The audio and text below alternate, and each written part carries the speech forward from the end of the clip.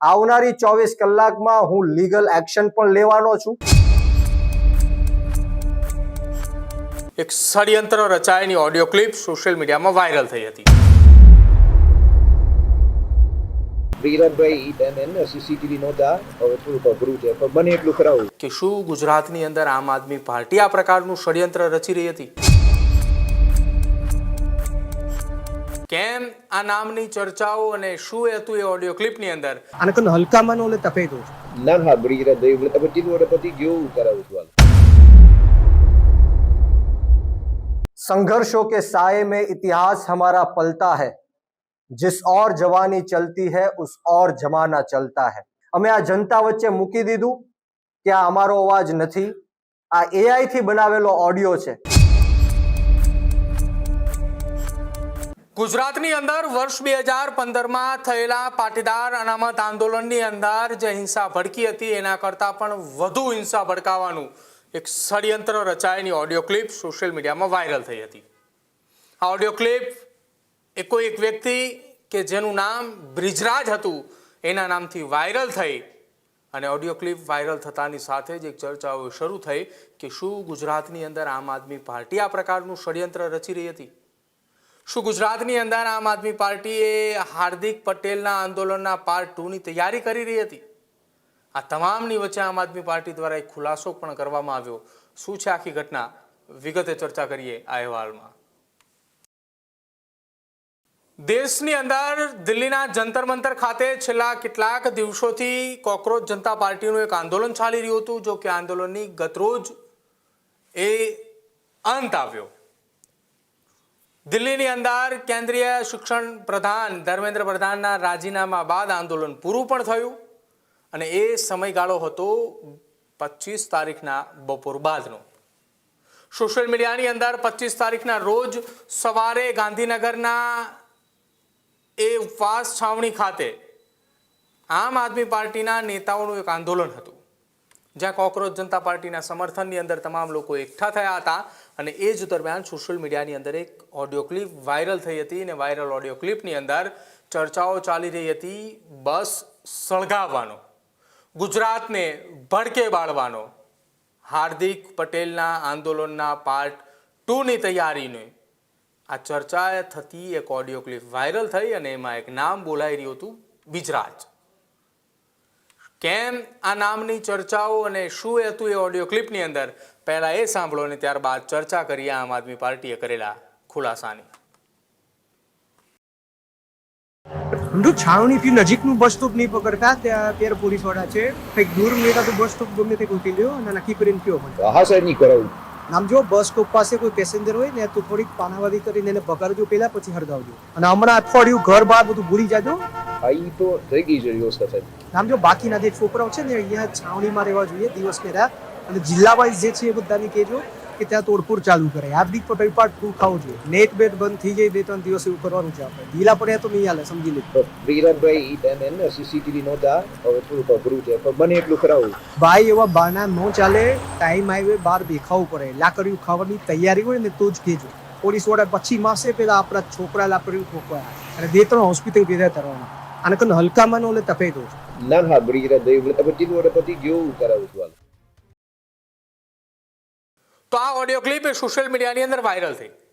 Audio clip viral થયા બાદ હવે આમ આદમી પાર્ટીના ગુજરાતના યુવા પ્રમુખ બ્રિજરાજ સોલંકી કે જેઓએ આખી આ ઘટના મામલે એઆઈ ઓડિયો હોવાની વાત કરી, કોઈ એપ્લિકેશનની અંદર એ ઓડિયો બનાવવામાં આવ્યો હોવાનો દાવો પણ તેમના દ્વારા કરવામાં આવ્યો। આ ઓડિયો ક્લિપની અંદર તેમના દ્વારા કોઈ પણ પ્રકારની વાત નથી કરવામાં આવતી અને આ એ ઓડિયો ક્લિપને લઈને હવે જે ખુલાસો કર્યો છે કે તેમને બદનામ કરવામાં આવી રહ્યા છે, આ પ્રકારનો દાવો એ તેમણે કર્યો છે। વાયરલ ઓડિયો ક્લિપ મામલે આમ આદમી પાર્ટીના યુવા પ્રમુખ બ્રિજરાજ સોલંકીએ શું કહ્યું પહેલા એ સાંભળી લો। જે રીતના આ દેશની અંદર નીટનો પેપર લીક થયો અને એના કારણે નિર્દોષ 22 કરતાં પણ વધારે વિદ્યાર્થીઓએ આત્મહત્યા કરી, ત્યારબાદ કોકરોચ જનતા પાર્ટીના આંદોલન થકી ધર્મેન્દ્ર પ્રધાનનું ગઈકાલે જ રાજીનામું આવ્યું, ત્યારે હું દેશના તમામ યુવાનો, વિદ્યાર્થીઓ, તમામ લોકોએ જેમણે આ આંદોલનમાં સહભાગી બનીને આ આંદોલનને મજબૂત કરવાનું કામ કર્યું, એ તમામ લોકોને આ તકે હું ખૂબ ખૂબ અભિનંદન પાઠવું છું, આભાર વ્યક્ત કરું છું. संघर्षों के साए में इतिहास हमारा पलता है, जिस और जवानी चलती है उस और जमाना चलता है. આ જીત ભારત દેશની લોકતંત્રની જીત છે, આ જીત ભારત દેશના સંવિધાનની જીત છે, અને આ જીત ભારત દેશના યુવાનોની, વિદ્યાર્થીઓની અને જેન ઝીની જીત છે. ત્યારે જે લોકોએ આ આંદોલનમાં સોશિયલ મીડિયાના માધ્યમથી કે ગ્રાઉન્ડ ઝીરો ઉપર આખા દેશની અંદર વિરોધ પ્રદર્શન નોંધાવ્યું, જે લોકોએ આ મહાયજ્ઞની અંદર પોતાની જાતની આહુતિ આપી, એ તમામ લોકોને આ તકે હું આમ આદમી પાર્ટી ગુજરાત પ્રદેશના યુવા પ્રમુખ તરીકે વંદન સાથે અભિનંદન પાઠવું છું, એમના ચરણોમાં નતમસ્તક વંદન કરું છું.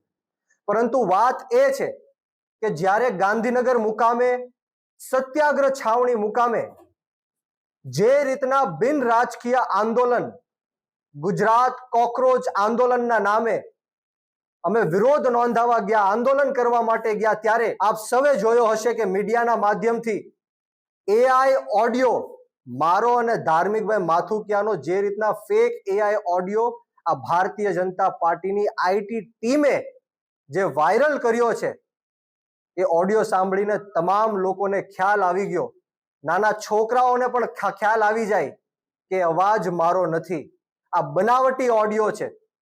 અમે એક જ મિનિટની અંદર જે થર્ડ પાર્ટી એપ્લિકેશન, જે એઆઈ વિડીયો હોય, એઆઈ ઓડિયો હોય કે એઆઈ ફોટોગ્રાફ હોય, એને સ્પષ્ટ કરતું એક એપ્લિકેશન છે, એ એપ્લિકેશનના માધ્યમથી એક જ મિનિટની અંદર અમે આ સ્પષ્ટ કરી નાખ્યું, અમે આ જનતા વચ્ચે મૂકી દીધું કે આ અમારો અવાજ નથી, આ એઆઈ થી બનાવેલો ઓડિયો છે.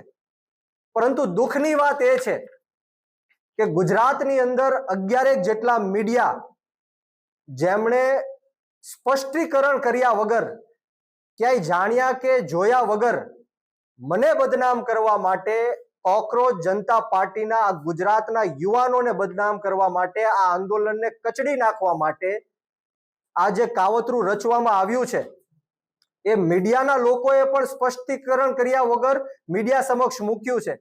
એ મીડિયા કર્મીઓને મારી નમ્ર અપીલ છે, વિનંતી છે, એક રિક્વેસ્ટ છે કે તમે તાત્કાલિક ધોરણે અમને જાણ કરો કે આ ઓડિયો તમારી પાસે ક્યાંથી આવ્યો, અને તમામ લોકો, જેટલા પણ મીડિયાએ આ ફેક એઆઈ ઓડિયો પોતાના ન્યૂઝ ચેનલના માધ્યમથી ચલાવ્યો છે, એમને મારી રિક્વેસ્ટ છે કે તાત્કાલિક ધોરણે આ જે ખોટી ખબર છે, આ જે ફેક એઆઈ ઓડિયો છે, એને પાછો ખેંચી લેવામાં આવે, એને ડિલીટ કરી નાખવામાં આવે.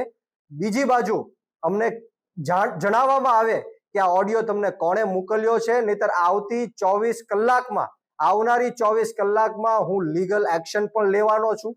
હાઈકોર્ટ અને સુપ્રીમ કોર્ટ સુધી જવું પડે તો પણ અમારી જવાની તૈયારી છે. તો ગુજરાતની રાજનીતિની અંદર હવે દિવસે ને દિવસે અલગ અલગ પ્રકારે એ આંદોલનો, એ મોરચાઓ એ તૈયાર થઈ રહ્યા છે. કોકરોચ જનતા પાર્ટીના સમર્થનની અંદર આમ આદમી પાર્ટીએ છેલ્લા કેટલાક મહિનાઓથી સતત ગુજરાતની અંદર અલગ અલગ જગ્યા ઉપર સમર્થનો આપી રહી છે, મોરચો પણ માંડી રહી છે. અને તમામની વચ્ચે ગાંધીનગર ખાતે જ્યારે આંદોલન કરવાની તૈયારી હતી, જ્યાં બ્રિજરાજ સોલંકી સહિત ધાર્મિક માથુકિયા અને સાથે જ મહિલા વિંગના પ્રમુખ પાયલ સાકરિયા સહિતના તમામ નેતાઓ હાજર હતા, એમની હાજરીની અંદર જે આ ઓડિયો ક્લિપ વાયરલ થઈ હતી, એ વાયરલ ઓડિયો ક્લિપને લઈને હવે ગુજરાતની રાજનીતિ ગરમાઈ છે. કેમ કે બ્રિજરાજ સોલંકીએ હવે આ ઓડિયો ક્લિપ મામલે અલ્ટિમેટમ પણ આપ્યું છે. ન્યાયિક પ્રક્રિયાના ભાગરૂપે હાઈકોર્ટ અને સુપ્રીમ કોર્ટ સુધી જવાની તૈયારી પણ દર્શાવી છે. જોવાનું રહેશે આવનારા સમયની અંદર આ ઓડિયો ક્લિપ મામલે શું નવા વળાંકો આવે છે. ખેડૂત ભાઈઓ છે ખેતરમાં ડ્રોન ઉડાવતા હોય છે, ત્યારે આપણે એક પ્રશ્ન સતાવતો હોય છે કે જે આપણે અત્યાર સુધી જીપીએસ ટેકનોલોજી વાળા ડ્રોન વાપર્યા છે, જેથી કરીને મોબાઈલ ટાવર છે અથવા તો હાઈ ટેન્શન લાઈન પસાર થતી હોય, કોઈ વૃક્ષો હોય, ત્યારે જે જીપીએસ ટેકનોલોજી વાળા ડ્રોન છે એમાં ટકરાય અને ટ્રેસ થાય છે. પણ એગ્રીવન લાવ્યું છે જીએનએસએસ ટેકનોલોજી ડ્રોન, જેથી કરીને એ ડ્રોન છે એ કોઈ જગ્યાએ ટકરાય નહીં, પોતાની રીતે જ ડિસિઝન લે છે અને મૂવ થઈ જાય છે, જેથી કરીને જીએનએસએસ ટેકનોલોજી ડ્રોન છે એ વાપરવાનો આગ્રહ રાખો. આ જ પ્રકારની તમામ અપડેટ જોવા માટે ન્યૂઝરૂમ ગુજરાતને લાઇક, શેર અને સબસ્ક્રાઇબ કરવાનું ભૂલતા નહીં.